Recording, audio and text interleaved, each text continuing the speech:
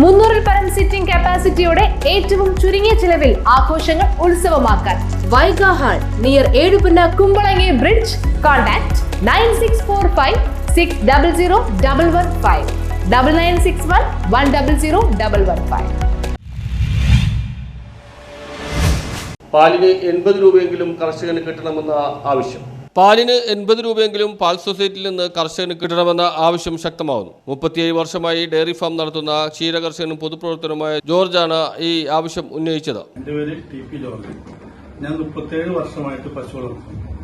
40 വർഷം ജനപ്രതിനിധിയാണ്. പക്ഷെ പശു വളർത്തൽ ഇന്നും നിർത്തിയിട്ടില്ല. ഞാൻ ഓർമ്മിക്കുന്ന കാലത്ത് ഞങ്ങൾ 5 ചേട്ടനിയന്മാരാണ്. എന്റെ അപ്പൻ നല്ല പാല് മക്കൾക്ക് കൊടുക്കണം എന്നുള്ള ഉദ്ദേശത്തോടുകൂടി 2 പശു മേടിച്ച് ആ പശുവിന്റെ പാലാണ് ഞങ്ങൾക്ക് തന്നിരുന്നത്. പുറമേ നിന്ന് പാല് മേടിക്കാൻ അപ്പന് താല്പര്യം ഉണ്ടായില്ല. എനിക്ക് ഞങ്ങളുടെ അപ്പന് 15 വരയ്ക്ക് നിലം ഉണ്ടായിരുന്നു. ആ നിലം കൊയ്ത് ആ വയ്ക്കോല് ഈ പശുക്കൾക്ക് വേണ്ടി ഉപയോഗിക്കും. ആ കാലഘട്ടത്തിൽ എന്റെ ഓർമ്മയിൽ എന്റെ വീടിന്റെ പരിസര പ്രദേശങ്ങളിൽ പശുവില്ലാത്ത ഒറ്റ വീടുകളില്ല. എല്ലാ വീടുകളിലും പശുണ്ട്. എന്റെ പ്രധാന ഉദ്ദേശം മക്കൾക്ക് നല്ല പാല് കൊടുക്കുക എന്നുള്ള ഉദ്ദേശമാണ്. അത് ഞാൻ ആ വീട്ടിൽ തറവാട് വീട്ടിൽ നിന്ന് വീട് മാറി താമസിച്ചു. എനിക്ക് 2 പെൺമക്കളാണ്. അപ്പൊ ഞാനും അതുമാതിരി ഒരു പശു മേടിച്ചു. ആ പശുവിൽ നിന്ന് കിട്ടുന്ന പാല് എന്റെ മക്കൾക്ക് കൊടുത്തുകൊണ്ട് നല്ല ആരോഗ്യമുള്ള എന്റെ മക്കള് നല്ല ആരോഗ്യമുള്ള ആളുകളായി മാറി. പക്ഷേ ഇപ്പോ ഈ പശു ഉള്ളത് എന്റെ വീട്ടിൽ മാത്രമേ ഉള്ളൂ. അന്നുണ്ടായിരുന്ന 100%-ൽ 90% ആളുകൾ പശു ഉണ്ടെങ്കിൽ ഇന്ന് 1% ആളുകൾ പശു വളർത്തുന്നു. പക്ഷേ ഇപ്പോ പശു വളർത്തുന്ന എന്നെ പോലെയുള്ള ആളുകൾ 37 വർഷമായിട്ട് എന്റെ പ്രധാന തൊഴിൽ പശു വളർത്തല. രാഷ്ട്രീയ കാര്യങ്ങളുണ്ടെങ്കിലും ഇപ്പോ 100 രൂപയ്ക്ക് പാല് കൊടുത്താൽ പോലും മുതലാവില്ല. കാരണം പ്രത്യേകിച്ച് ഇപ്പോൾ ഈ വേനൽക്കാലമായപ്പോൾ നിലവിലുണ്ടായിരുന്ന പശുവിന്റെ മൊത്തം പാൽ കണക്കൂട്ടുമ്പോൾ അതിൽ പകുതി ഭാഗം പാലിപ്പില്ല. അപ്പൊ അതുകൊണ്ട് വേറെ ഒന്നും സംസ്ഥാന സർക്കാരും ബന്ധപ്പെട്ട ഡിപ്പാർട്ട്മെന്റുകളും ക്ഷീര കർഷകർക്ക് വേണ്ടി ചെയ്യേണ്ട. പകരം അവർ ഞങ്ങൾ അളക്കുന്ന മിൽമയിൽ അളക്കുന്ന പാലിന് ഒരു 80 രൂപ 1 ലിറ്റർ പാലിന് കിട്ടിയാൽ മതി. മറ്റൊരു സബ്സിഡികളും വേണ്ട.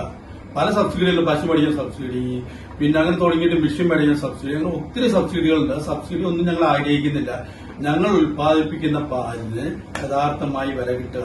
1 ലിറ്റർ പാലിന് സംഘത്തിൽ അളന്നാൽ 80 രൂപ കിട്ടുക. 100 ചോദിക്കുന്നതിന് 100 ചോദിക്കണമെങ്കിൽ 80 രൂപ കിട്ടുക എന്ന് പറഞ്ഞാൽ ഇന്ന് കേരളത്തിൽ പാലളക്കുന്ന 100 പേര് പഴയകാലത്ത് എന്റെ ഓർമ്മകാലത്തിലുണ്ടെങ്കിൽ ഇന്ന് 10 പേര് പാലളക്കുന്നുള്ളൂ. ക്ഷീരമേഖല കണ്ണീർ കയത്തിലാണെന്നും ഇദ്ദേഹം പറഞ്ഞു. ഞങ്ങൾക്ക് ഉൽപ്പാദിപ്പിക്കുന്ന പാലിന് ന്യായമായ വില കിട്ടുന്നതിന് വേണ്ടി സംസ്ഥാന സർക്കാരും ബന്ധപ്പെട്ട അധികാരികളും ഞങ്ങൾ മിൽമയിൽ അളക്കുന്ന പാലിന് മിനിമം 80 രൂപ തരിക. 80 രൂപ തന്നാലും ഞങ്ങളുടെ അതിന്റെ ഉൽപാദന ചെലവ് നോക്കുമ്പോൾ മുതലാവില്ല. എങ്കിലും ഇതിൽ പിടിച്ചു നിൽക്കുന്ന ഞാൻ നേരത്തെ പറഞ്ഞ 100 പേരിൽ 90 പേര് അളക്കുന്നില്ല, 10 പേര് തൊഴിൽ ചെയ്യുന്നുണ്ട്. പിന്നെ ഒരു കാര്യം, ഇപ്പൊ നമ്മുടെ സംസ്ഥാനത്ത് മുഴുവൻ ആളുകളും വിദേശത്ത് പോവാ.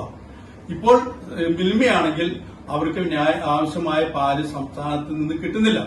മറ്റു സംസ്ഥാനങ്ങളിൽ നിന്നാണ് പാല് കൊണ്ടുവന്ന് ഇവിടെയുള്ള ആളുകൾക്ക് കൊടുക്കുന്നത്. പക്ഷെ ആ പാല് എന്റെ കൂട്ടുകാരൻ ഒരു ദിവസം ഭാര്യ പ്രസവിച്ചതിന് എന്നോട് പറഞ്ഞു, ജോർജേട്ടാ ജോർജാന്റെ വീട്ടിൽ നിന്ന് പാല് കൊണ്ടുവരണം. അപ്പൊ ഞാൻ എന്തിനാ നിനക്ക് പാക്കറ്റ് പാലില്ലേ? പാക്കറ്റ് പാലിൽ എനിക്ക് വിശ്വാസമില്ല. അത് വ്യാജമായ പാലാണെന്നാണ് മറ്റു സംസ്ഥാനങ്ങളിൽ നിന്ന് കൊണ്ടുവരുന്ന പാല് ആണ് എന്നാണ് അവരുടെ ബോധ്യം. അപ്പൊ എന്റെ സുഹൃത്തിന് ഞാൻ എന്റെ വീട്ടിൽ നിന്ന് ബൈക്ക് ഓടിച്ചുകൊണ്ടുപോയി അവന് കൊണ്ടുപോയി 1 ലിറ്റർ പാൽ കൊടുക്കും. അവൻ പറഞ്ഞത് ജോർജാന്റെ വീട്ടിൽ നിന്ന് പാൽ കറക്കുന്ന പശുവിന്റെ പാല് എനിക്ക് കിട്ടിയാൽ എനിക്ക് വിശ്വാസമുള്ളൂ, പാക്കറ്റ് പാല് വിശ്വാസമില്ല. അപ്പോൾ പാക്കറ്റ് പാല് ഇപ്പോൾ മിൽമയ്ക്ക് ആവശ്യമായ പാല് കിട്ടുന്നില്ല. പിന്നെ അവിടുത്തെ പാല് ഉൽപ്പാദിപ്പിക്കുന്നു മറ്റു സംസ്ഥാനങ്ങളിൽ ഉൽപ്പാദിക്കും. ആ സംസ്ഥാനങ്ങളിൽ അവർക്ക് ആവശ്യമായ പാൽ അവിടെ ഇല്ല എന്നാണ് കണക്കുകൾ ബോധിപ്പിക്കുന്നത്. News bureau, Aluva.